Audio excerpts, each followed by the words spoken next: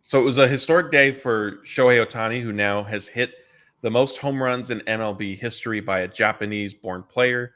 Ohtani had previously tied Hideki Matsui on April 12th, now passed him 9 days later, which obviously was today, with his 176th career home run. Uh, like a lot has been written and said about Otani's struggles with runners in scoring position, and we're going to sort of touch on that and line up things. But he's sort of quietly putting together another monster season if you look at basically every other stat. Yeah, like he's been pretty much everything they've wanted from him and more. You can, of course, pick out the runners in scoring position stuff, but that was a whole kind of team thing. And Otani has started to show some life there. So, yeah, he's been pretty incredible so far. And I think he'll just keep getting better. Like, it's hard to put into words how good he actually is until you watch him every single day.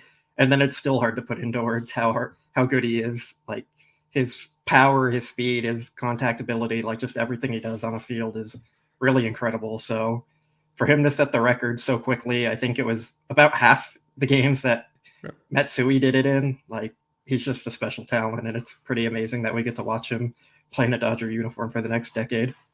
Yeah, and I think, credit to Otani for obviously achieving this, and we'll get into his comments right now in a second. But it should also be noted that there can be some sense of relief, maybe take a deep breath. Everybody can relax because the home run ball was authenticated by the fan who caught it, and they decided to keep it. So there's not going to be anything sort of lost in translation this time around.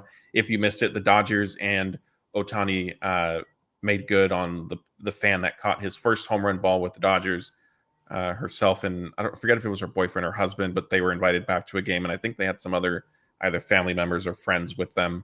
They got to meet Ohtani, which that turned into a whole fiasco because of, I think, was just like an innocent sort of mistake with translation, maybe a misunderstanding. Things were assumed a little bit, but that doesn't appear to be happening this time. But Blake, what did Ohtani tell you guys about passing Matsui and now coming after Dave Roberts, if you will? Yeah, so Otani said he was pretty happy and relieved to end up hitting that homer. Like you said, it took him more than a week to do it, and I'm sure it was kind of getting to him a little bit there. So Otani is another guy who doesn't say a whole lot, but he did say he was relieved. And then he was asked about if he wants to match Matsui's postseason record next for 10 homers there. And he said, first, I'm focused on catching my manager's record because Dave Roberts owns the Dodgers home run record among Japanese-born players with 7. So Otani is 2 behind him, and I'm sure he'll catch up at some point here pretty soon. Do you think Ohtani reaches that? Does he hit 3 home runs before? Well, no, April ending, that would be too quick. How middle of May? Do you think he gets there? I was kind of thinking middle of May is his bobblehead night, May 16th. I think that would be pretty cool for him to do that, but I don't know if we only want to see Ohtani hit 3 homers in the next 3 weeks. So I think he's going to go on a tear here soon and hit like 5 in the next few weeks. That would be crazy. That'd be fun to see. Sort of keeping with Ohtani, but also expanding the conversation a little bit into the Dodgers lineup, at least the top third of it. I feel like there have been a lot of external discussions of late as to whether or not the Dodgers need to make a change with the lineup order at the top. I think the most obvious would be to move up Freddie Freeman to second. And while a lot of the spotlight has been on Ohtani, and as we mentioned, his struggles with hitting with runners in scoring position, Freeman went into a skid of his own that included going hitless, I think, in 3 games in a row. He was changing his pregame routine. He took batting practice on the field and before a day game, which he usually does not do. Blake, where are you with the lineup order?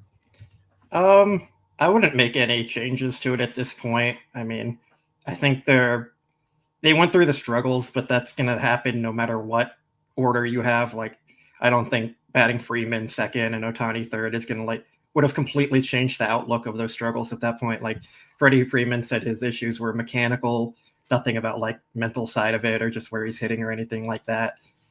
If anything, I'd maybe move Teoscar up just a little more consistently in the lineup. He seems to be one of their better run producers, driving guys in more. So that's probably the main change I'd make. If they were going to do anything else like a little more drastic, I'd probably move Will Smith into the 3 hole and Freddie Freeman into the 4 spot, just so you're kind of breaking up the lefties and righties a little more. I know Dave Roberts loves to do that, and Will Smith has been pretty phenomenal this year. So I think if you went like that, you get Will Smith 3 righty, then you get Freddie lefty, and then Teoscar righty, and then Muncy lefty. So I think it kind of works out there pretty well, of course, with Mookie and Ohtani in the top 2 spots. But I don't think any of that's going to happen. Dave Roberts is just going to kind of run with the group that he's had and has used pretty much all year. And I think it's going to end up fine in the long run. I don't think there's too much into lineup construction to begin with. Like, if you batted Ohtani 6th, he would still be really good, and the team would still be really good. So I just don't think there's any like real reason to make a major change at this moment. So related to this, a super chat from Laura, which thank you for that. She's wondering, the team goes as Freddie goes. Do you agree with that sentiment? Because a lot of times we hear from Dave Roberts that Mookie Betts is a spark for them. I think it's easy to say that because he's in the leadoff spot of the lineup, obviously, but also Mookie is dynamic. He can hit for power. He can also just get on base, and he has enough speed to at least be a threat for stolen bases. But Laura's asking specifically about Freeman. Do you think he's maybe the straw that stirs the proverbial drink? I think with Freeman, we've seen a lot this week that he came up with runners in scoring position and wasn't able to drive them in. So it might feel like that a little more, but I think honestly, like the team's going to go as the top 3 go. Like they're the superstars. They're going to be the ones producing the most. If Mookie Betts is on fire, he's probably going to be the one carrying the team pretty much most nights. If Ohtani's the one who's on fire at that moment, like it's going to be him doing it. And Freddie Freeman certainly has the ability to do it as well. So there might be some truth to that, yeah.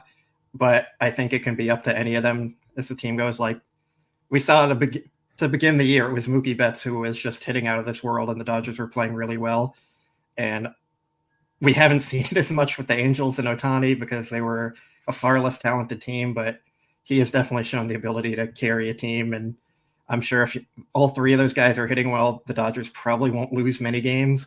And if none of them are really hitting, then they're probably not going to win many games. And that's kind of what we saw over the last week.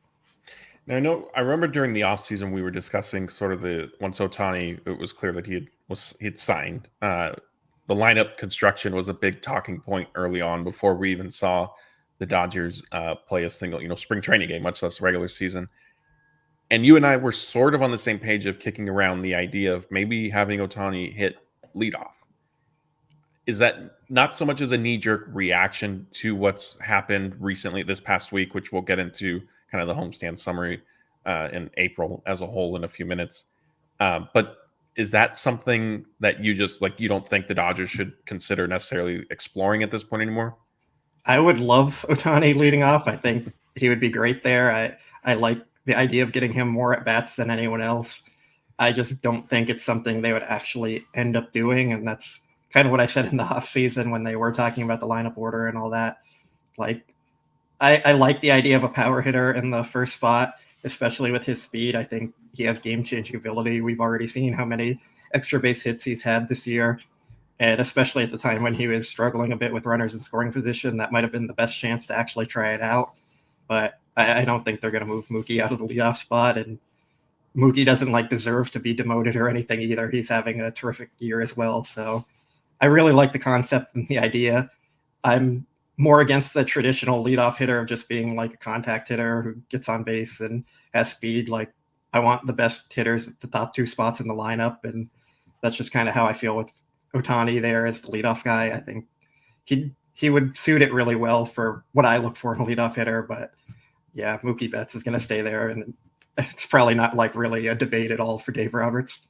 Yeah, I agree. I mean, I think, look, and you're saying you don't necessarily want the speed guy slapping in the leadoff spot. Mookie's providing some power. I know he cooled off since his crazy stretch that he went on, but that was to sort of be expected. But the power threat certainly is still there. That's not anything you can sort of just take for granted or assume he's not going to potentially hit one out of the park. But yeah, I mean, I think the lineup discussion was interesting, and to your point, and Dave Roberts said, and Freddie Freeman said, a lot of the quote-unquote lineup struggles were just a result of individual guys going through things. Freddie Freeman typically doesn't slump the way that we just saw him. Maybe he'll have 1 or 2 bad games, but to have 3 in a row is not really like him.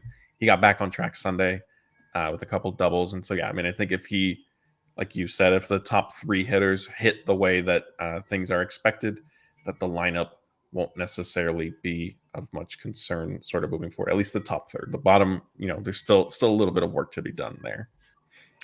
There's some chat about where Otani was hitting with the Angels. He mostly hit second, but he did hit leadoff and third from time to time as well.